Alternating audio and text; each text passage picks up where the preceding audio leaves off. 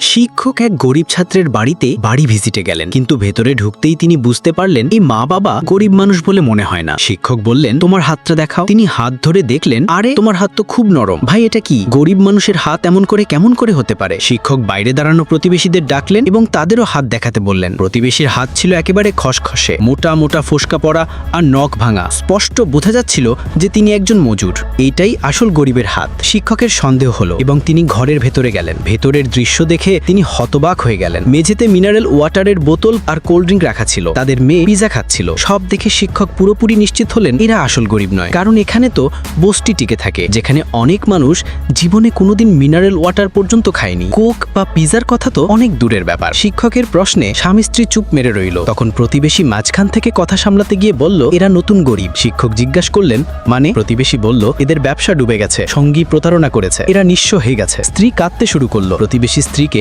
সান্ত্বনা দিল। প্রতিবেশী আরো বলল, ভয় পেও না, আমি তোমাদের ভালো করে শেখাবো কিভাবে গরিবদের মতো বাঁচতে হয়। আমার দাদাও গরিব ছিলেন, আমার বাবাও গরিব ছিলেন, আমরা 3 পুরুষ ধরে খাঁটি গরিব। গরিবি নিয়ে বাঁচতে আমি খুব ভালো জানি। সব শুনে শিক্ষকও মেনে নিলেন। আসলে এই গল্পটি হিন্দি মিডিয়াম নামের একটি ফিল্মের কাহিনী। এতে দেখানো হয়েছে কিভাবে এক ধনী দম্পতি তাদের সন্তানকে নামকরা স্কুলে ভর্তি করানোর জন্য গরিব সেজে থাকে। স্বামীর নাম রাজীব, তিনি একটি বড় কাপড়ের দোকানের মালিক, আর স্ত্রী মিতা। তাদের মেয়ে পিয়া। রাজীব আর মিতা তাদের মেয়েকে খুব ভালোবাসতেন, বিশেষত মিতা। পিয়া শুধু পার্কে খেলতে যেতে চাইতো, কিন্তু মিতা তার গায়ে আধা বোতল মশা প্রতিরোধক স্প্রে ছিটিয়ে দিত, তাকে মোটা জ্যাকেট পরাতো, অনেক স্তর সানস্ক্রিন মাখিয়ে দিত। পিয়া যখন স্লাইডে নামতে যেত, মিতা আগে স্লাইডটা বারবার পরিষ্কার করে স্যানিটাইজ করত, তারপর গিয়ে মেয়েকে খেলতে দিত। মিতার সবচেয়ে বড় স্বপ্ন ছিল পিয়াকে ভারতের সেরা স্কুলে পড়ানো এবং তাকে উচ্চ সমাজে জায়গা করে দেওয়া।